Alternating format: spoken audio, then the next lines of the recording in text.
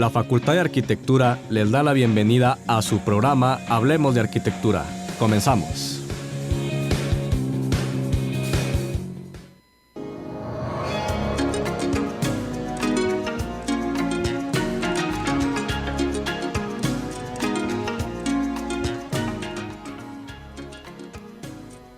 Sí, buenas tardes, bienvenidos sean todos ustedes a este programa Hablemos de Arquitectura. Yo soy Alejandro Ramos y los invito a que nos sigan escuchando en Radio Universidad 104.1 FM, también en nuestras páginas de Face, Hablemos de Arquitectura y Difusión FARC. Hoy el tema que vamos a manejar es la arquitectura que cambió Saltillo. Y para esto nos acompaña de invitado el arquitecto Marco Antonio Flores Verduzco. Bienvenido aquí. Gracias por invitarme nuevamente aquí a la estación. Sí, Marco es de los invitados frecuentes, ya había estado aquí con nosotros y yo espero que siga estando, ya que maneja temas de mucho interés para la arquitectura y para la comunidad en general, especialmente los centros históricos y demás. Marco es como ya habíamos dicho antes, es docente en la Facultad de Arquitectura y también es consultor en materia de arquitectura y urbanismo. Ahorita estás dando algunas asesorías sobre centros históricos en el norte del estado. Sí, así es. Ajá. Sí, con algunos municipios en el norte. Así es. Oye, Marco, ¿cómo consideras tú o cuáles son los principales elementos o variables que tuvieron que ver con que la arquitectura de Saltillo cambiara y cuándo? Mira, creo que es bien importante porque siempre hablamos de centro histórico, siempre hablamos de arquitectura patrimonial, siempre hablamos de edificios históricos, etcétera. Pero la época colonial en la que pertenece Saltillo, porque mucha gente dice que Saltillo no es colonial por el tipo de edificios, y un tanto tienen razón. O sea, Saltillo es colonial porque se funda en la colonia, ahí, ya con eso, por lo tanto, adquiere la denominación de colonial. Sin embargo, su riqueza arquitectónica está más cargada a finales del siglo XIX y principios del XX, o sea, fuera del periodo colonial. Ajá. Por eso la imagen entre que si es colonial y el tipo de arquitectura, pues a veces no cuadra mucho. Por muchos años Saltillo permanece intacto, entonces. Sí, hasta mediados del siglo XIX, casi por terminar el siglo XIX, Saltillo, y no Saltillo, o sea, casi toda la arquitectura de alguna manera se mantiene estable. No hay muchas modificaciones en su sistema constructivo, los materiales, la forma de armar los muros, de armar los techos. Casi los materiales son los mismos. A nivel global. A nivel regional pasa exactamente lo mismo. Okay. Algunas ciudades, por el sistema económico que tenía, como por ejemplo las ciudades mineras, ¿sí? Su riqueza, su potencial de riqueza, hace que la arquitectura sea más monumental. Sin embargo, el sistema constructivo es el mismo, o sea, piedra, cal, arena, o sea, no cambia madera, o sea, no cambia nada. La forma de la arquitectura es la que cambia. Sí, por eso la arquitectura en Saltillo es más modesta, pero no por las condiciones físicas y las cuestiones económicas. Entonces, Saltillo cambia su forma o la riqueza arquitectónica o monumental aparecen en este periodo. Si ahorita yo te hiciera un ejercicio mental, o los que nos están escuchando, que me dijeran 3 edificios históricos en Saltillo, que se representen como una arquitectura importante, estoy seguro que muchos van a pensar catedral. Pues sí, es un símbolo icónico para arquitectura, pero muchos otros van a estar pensando tal vez en la Normal, tal vez en el Teatro García Carrillo, tal vez en la Casa Purcell, en escuelas. Toda esa arquitectura pertenece a este periodo. Lo interesante saber es cómo se da este fenómeno. ¿Por qué? Ajá. Exactamente. ¿Sí? ¿Y qué es cuál fue el elemento principal que dinamitó esto? Mira, son varios factores. Vamos a hablar, voy así como rápidamente a tocar algunos. El primero fenómeno importantísimo es la llegada del ferrocarril a Saltillo. Bueno, a todo el país, pero a Saltillo particularmente. Normalmente en las ciudades se construía con el material que tenías de forma inmediata. En Saltillo se construía con madera, con adobe, o sea, tierra sí. Cruda, arcilla. ¿Sí? Y tierra cocida, que es el ladrillo, madera y etcétera, etcétera. Con la llegada del ferrocarril se pudo traer materiales de otras regiones o inclusive hasta de otros países, de tal manera que facilitaba el traslado de material pesado como el hierro de Estados Unidos, por ejemplo, o madera de Canadá. Y hasta de otros continentes. Sí, exactamente, entonces eso ayudó a que la arquitectura se transformara radicalmente, ¿sí? Y con los sistemas de producción.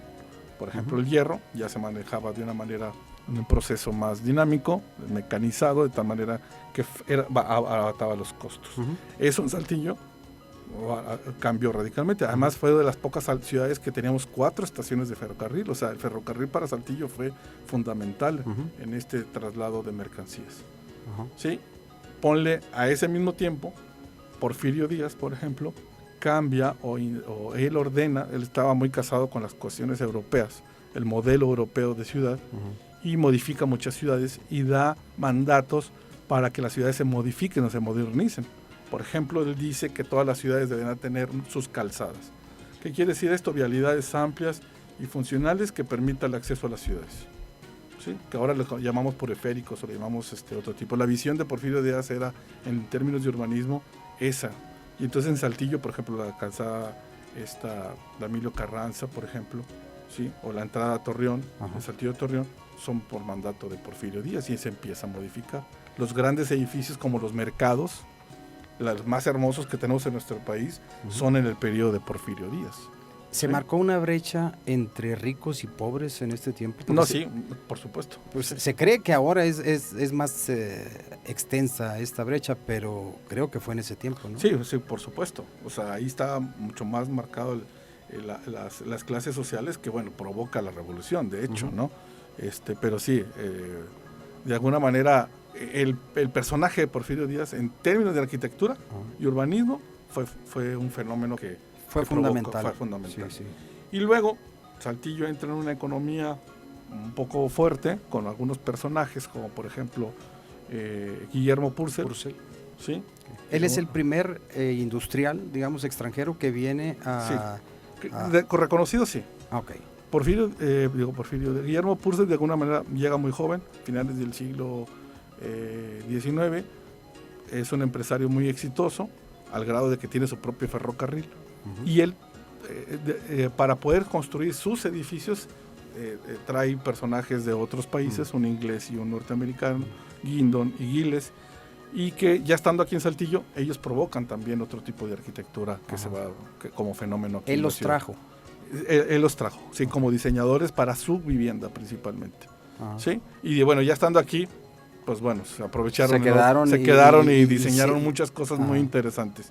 Entonces, por ejemplo, en ese periodo, esos 3 personajes, más el comercio que estaba en su apogeo en ese momento, o sea, Saltillo tiene un boom a principios del siglo XX y se va a ver reflejado en la arquitectura. Todos los países, todas las sociedades, todas las culturas, su riqueza o su potencial se va a ver reflejado en la arquitectura. Tú dime cualquier edificio en el mundo que sea emblemático y tiene que ver con una cuestión política, social, económica. Poder. Exactamente. Claro. Y el Saltillo se va a ver. La arquitectura de aquí de Saltillo, cuando empezó a transformarse, ¿era privada totalmente? ¿Era pública? ¿Qué porcentaje más o menos? No, prácticamente, bueno, no sé, no voy a decir todo, pero no es cierto. Hay un sistema educativo que era público. Pero eso vino después. Eso vino un poquito después, después, porque la Normal se construye a principios del siglo XX, como un edificio grande, público. Pero digamos un 60-70% era privado y otro tanto era público. Okay. Después de que Guillermo Purcell trae estos personajes, ¿cuáles son los primeros edificios que ellos construyen? Mira, es bien importante porque de alguna manera, ya con la llegada del ferrocarril y estas cuestiones, Giles, por ejemplo, construye el famoso Banco de Coahuila. No sé si algunos de Saltillo lo recuerden. Fue un edificio muy emblemático y lo menciono, no me gusta mucho mencionar porque ya no existe y es un tanto, pero finalmente en términos de arquitectura hay que mencionarlo. El Banco Purcell fue muy simbólico para el centro de la ciudad. Por ejemplo, el casino, que también es muy emblemático, también fue construido por Giles. El Casino de Saltillo fue construido por Giles. También da un fenómeno religioso. Antes de Juárez, solamente la arquitectura católica se podía construir. Después de la Reforma se permite otro tipo de cultos y, por ejemplo, Giles construye el edificio que está en la de Victoria, que es el Evangelista. Sí, el templo. El templo es un neoclásico muy, muy interesante y se construye en ese periodo, ¿verdad? Y permanece. Y permanece, claro. El Banco Purcell, que está por la calle de Zaragoza, de ladrillo cocido Sí. con una herrería muy interesante, también es de Alfred Giles. Y bueno, también paralelamente con él llega un personaje que se llama Henry Gindon, ¿sí? También ingeniero constructor. ¿Son ingleses ellos? Uno inglés y el otro es norteamericano. ¿Sí? Por ejemplo, Gindon construye la normal. ¿Sí? ¿Es la primera escuela que se construye? Sí. Bueno, no. Antes estaba el Colegio San Juan. Ahorita lo vamos a mencionar. Ajá. El Colegio San Juan, que fue un colegio jesuita, que actualmente es el Museo de las Aves. Ah, sí. Entonces imagínense una ciudad como Saltillo, que tenía sus límites más o menos por Emilio Carranza, la calle de Matamoros, el Ojo de Agua. Presidente Cárdenas. Y Presidente Cárdenas, una ciudad relativamente pequeña, Ujú. para que se den idea de cómo estaba el Saltillo en ese periodo, y construir una escuela como la normal, pues como que estaba ¿Para fuera quién? sí, como que estaba fuera de proporción, Sí. ¿no? O un colegio como el Colegio San Juan. Si se fijan, o sea, la visión que se tenía para Saltillo era Exactamente, muy, es lo que te iba a muy decir. interesante. Es la visión de los políticos, de los administradores en ese tiempo. Para potencializar la ciudad. Por eso Ajá. te digo la arquitectura que cambió Saltillo, ¿no? Ajá. Y entonces, pues obviamente para el número de alumnos que iba a tener la normal, pues no se estaba pensando para ellos, estaba pensando para una, Para lo que cuestión, venía. para una cuestión regional, Ujú. ¿verdad? Entonces imagínate la normal de esa escala que tiene para una ciudad tan pequeña. Bueno, eso lo construye Gindon y el Teatro García Carrillo, o el ex Teatro García Carrillo. Ajá. También imagínense la escala del edificio, un teatro de esa calidad constructiva Y esa magnitud. de esa magnitud por una ciudad pequeña. Además, había poder económico, porque ese teatro, pues en su momento y ahorita cuesta Ujú. dinero, ¿verdad? Eso fue de los edificios. El edificio Dávila Ramos, que es el que está a un ladito del teatro, que por la calle Allende, que mucha gente cree que es el mismo edificio, pero son Sí. dos. Sí, entonces muy interesante esa arquitectura. La primera etapa del Santuario de Guadalupe, que digamos la primera etapa es todo el edificio sin las torres, Ujú. eso lo construye también Gindon. Y por ponerte un ejemplo de la modernidad de Saltillo,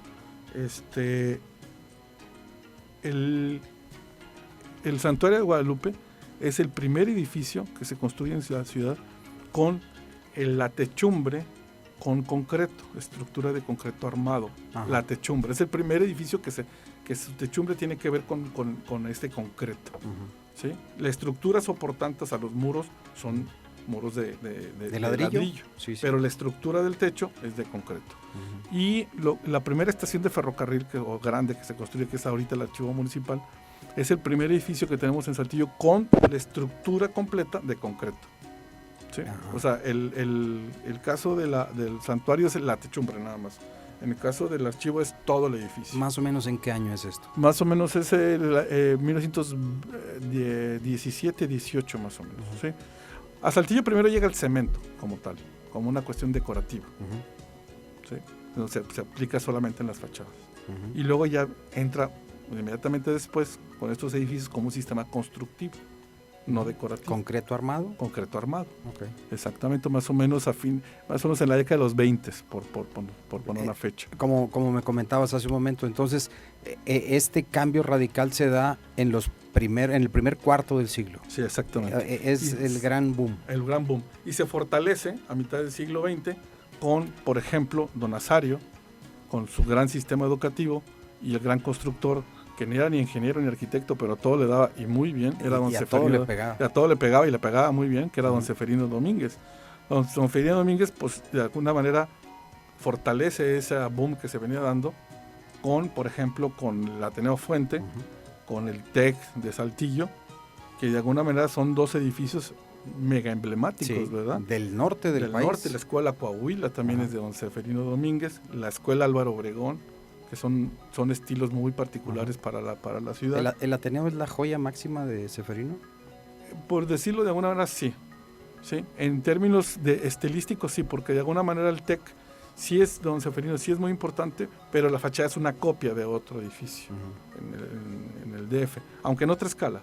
¿Sí? Pero para mí esos cuatro edificios, o sea, el TEC, el Ateneo, la escuela Coahuila y la escuela Álvaro Obregón son emblemáticos en una escala diferente. Ajá. Él también construyó el primer paso de nivel en la ciudad, que es donde en Cosi. El deprimido. El deprimido, es de don Seferino Domínguez. O sea, en términos de ingeniería también hay un avance muy importante en la ciudad. Y luego hay otro fenómeno que viene a fortalecer todo esto, que es la parte educativa. O sea, hay un fenómeno educativo que le llamaban la Atenas de México. Imagínate, para la ciudad tan pequeña, ¿sí? La Normal, estas cuatro, el Ateneo, la Miguel López, una escuela primaria de esa magnitud, que también fue en la década de los 20. Imagínate lo que se pensaba para Saltillo en ese momento, con una calidad constructiva como la Miguel López. Y luego viene la Narro, con esos dos grandes edificios, que es el edificio principal y el ¿Cuándo se edificio construyó la alemán. Narro? En 1952, 54 creo, no me acuerdo de las fechas de uno y otro, pero esos dos edificios también vinieron a como a redondear este sistema educativo que se estaba dando con mucha fuerza en eso. Lo que le llamamos ahorita la prepa nocturna o la Mariano Narváez, también con un estilo norteamericano totalmente. Sí, Entonces, ¿qué tanto influye la arquitectura, por ejemplo, en un sistema educativo? En ese tiempo fue importantísima la arquitectura. Sí, claro.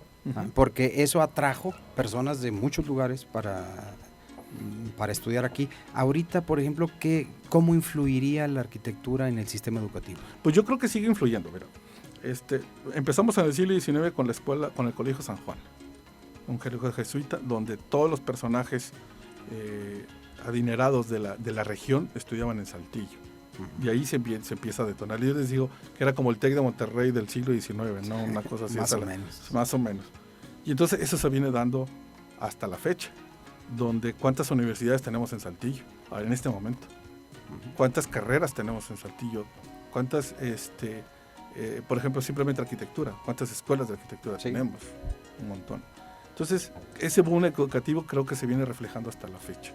¿Sí? Tú te vas a otras ciudades similares con la misma población y no tienen tantas universidades como la población flotante en Saltillo estudiantil es mucho. Es muy alta. Hace 20, 30 años era mucho mayor. Sí, era la mucho población mayor, flotante, pero sigue siendo todavía. Exactamente. Tú ve a la Narro y pregunta cuántos alumnos son de fuera, ¿no? La mayoría. Sí. En el ámbito político, Marco, a nivel nacional, Porfirio Díaz fue el que expandió esto. ¿Hubo algún personaje a nivel regional o local? Sí, don Nazario. Don Nazario creo que fue el que de alguna manera promovió la parte educativa en todo el estado. Y fue muy interesante porque su fenómeno, ¿cómo se llama?, estilístico de don Seferino, se vio reflejado en mucha arquitectura. Por ejemplo, Ateneo. Tú ves el Ateneo y tiene una escala, ¿no? Y luego ves la Álvaro Obregón y es el mismo diseño estilístico, pero en una escala pequeña. Pero vas a zonas rurales donde se construyeron en ese periodo y vas a encontrar un Art Deco rural. Similar. Entonces fue muy importante a nivel regional este fenómeno educativo porque se conjugaron muchas cosas, ¿no? Como un político que generó esto, un arquitecto, ingeniero o constructor que de alguna manera atendía esas cosas y esta cuestión social que se dio a nivel estatal, ¿verdad? En cuestión del Ateneo y del TEC, alguien dijo por ahí o se dice que se construyó creo que se construyó el TEC para que fuera el Ateneo o algo así. No. Primero se construyó el Ateneo como tal, porque el Ateneo ya existía desde el siglo XIX. Sí. Es la prepa, en otro lugar. Sí, es la prepa más antigua que hay en América. América Latina. Sí, la prepa más antigua. Entonces, el fenómeno que se dio en ese periodo fue importantísimo para la ciudad. Generar una escuela que le diera un realce al norte del país y se manda a constituir el Ateneo Fuente. Imagínate lo importante que fue importantísimo. La relevancia fue impresionante. Fue todo el apoyo federal para construir una escuela como tal. Pero tenía un edificio muy pequeño, ahí en la de Ateneo, precisamente. ¿Sí? Y se manda a construir este enorme edificio para darle jerarquía a esta escuela que ya tenía un arraigo muy fuerte. Después se construye el TEC, pero se diseña para la Universidad de Coahuila. Esta es la... Sí, ahí es donde estaba. Se construye para la Universidad de Coahuila, se diseña y se construye para tal. De hecho, los planos originales de don Seferino del TEC, que están en el archivo municipal, vienen con el título de Universidad de Coahuila.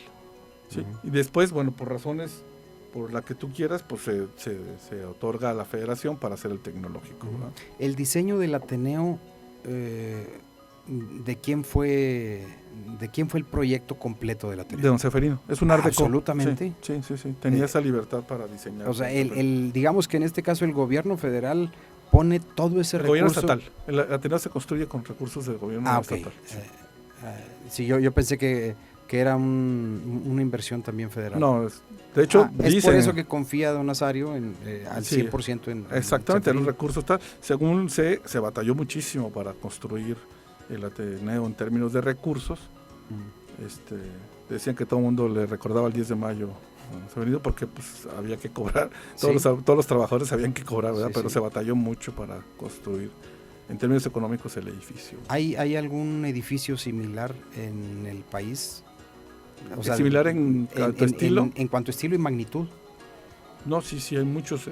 Art Deco fue la época primordial, pero por ejemplo, si tú te vas a Monterrey, no muy lejos, hay un edificio donde estaba Correos, que está atrás del Palacio de Gobierno en Monterrey. Sí. Es un edificio muy similar al Ateneo. Digo, para no irnos tan lejos. ¿No? Sí. Por el estilo. Por el estilo. O el mercado y estadio de béisbol en Torreón son del mismo estilo. Okay. Sí. ¿Qué más influyó en el cambio de la arquitectura de Saltillo? La economía. Hubo personajes que de alguna manera fortalecieron la economía en ese periodo. Por ponerles un ejemplo, el edificio Dámaso Rodríguez, un ejemplo extraordinario de arquitectura que está en la calle de Aldama, casi esquina con Allende. Bellísimo edificio. La estatuaria pública. Si tú me dices esculturas que valen la pena mencionar ahorita, pues mencionarías tal vez las ninfas de la Plaza de Armas, o la escultura de Acuña en la Plaza Acuña, o el Zaragoza en la Alameda. Son esculturas de una calidad extraordinaria a nivel mundial y que se hicieron en ese periodo también. ¿Sí? Entonces imagínate la calidad de ese tipo de construcciones. La forma de vivir también cambió, ¿sí? Porque antes la gente construía y desplantaba sus viviendas en el límite del terreno. Sí. Ahí tenías la puerta y la ventana, ¿sí? Cambiando un poco la forma de vida, con un patio interior, donde el distribuidor de la vivienda era el patio. Después llega la arquitectura con una influencia no mexicana, donde ya existe un espacio privado o un espacio entre el espacio público y el privado, que son los jardines, los chalets, alrededor de la Alameda y todo eso. Podrás ver esos chalets donde el contacto de la familia ya no estaba directamente con la calle. Y hay un espacio ahí. Sí. Y luego el distribuidor ya no es el patio. El patio pasa atrás. Y entonces hay lo que le llaman los halls o los lobbies, donde ya es el distribuidor de la vivienda. Entonces, si te fijas, cambia radicalmente la forma de vida. Sí. Incluso había más, por ejemplo, en estos nuevos estilos, había más contacto visual del interior de la vivienda hacia el exterior. Por supuesto. Porque antes eran prácticamente murallas. Sí, entonces, también tenía sus asegúnes. Dicen por ahí que las mujeres podían estar en el balcón o en la ventana y enterarse de todo sin salir de la casa. Es el Facebook de hace, el Facebook de hace 100 años. ¿Verdad? 80 años. Sí. Porque te enterabas de todo lo que pasaba, porque la ventana estaba directamente en la calle, ¿no? Prácticamente. Entonces cambia la forma de vida. Entonces hubo, por ejemplo, la educación tuvo su periodo. ¿Más o menos cuándo terminó? ¿50, 60? Sí, más o menos 50, 60. El último edificio grande que se construyó, te digo, fueron los de la Narro, ¿sí? Que fueron los más grandes en términos de escala. Aunque, no se ha dejado de construir escuelas, ¿estás de acuerdo, no? Sí, pero tal claro. vez con un estilo representativo, pues digamos, o simbólico, ya dejaron de construirse, pero no se han dejado de basados construir. En la funcionalidad, absolutamente. Sí. Por ejemplo, otros ejemplos extraordinarios de arquitectura, pues está en la Escuela de Leyes. Sí, la Escuela de Ciencias Químicas, por ejemplo, que son edificios extraordinarios, de la misma universidad, ¿no? Que ya son patrimonio de la universidad, de hecho. O la PBC en Torreón, ¿no? Que son edificios maravillosos. Sí. Marco, se nos fue el tiempo. Sí. De repente, oye, ya se nos acabó el tiempo. ¿Quieres agregar algún comentario? No, yo creo que este tema da para más. Creo que se puede analizar desde muchos puntos de vista, desde tipo arquitectónico, económico, social, etcétera.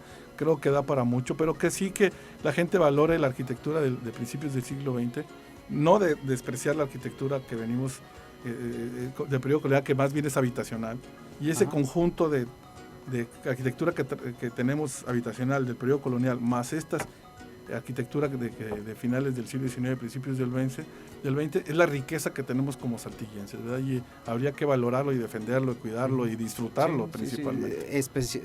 Disfrutarlo y cuidarlo. Pues te agradezco mucho, Marco, que hayas estado con nosotros hoy con este tema. Queda abierto el programa más adelante, a ver de qué platicamos. Y nos despedimos, los invitamos a que sigan escuchando Radio Universidad 104.1 FM y les recuerdo nuestras páginas de Facebook donde pueden escuchar también estos programas, Hablemos de Arquitectura y Difusión FARC. Hasta pronto y que tengan buena tarde.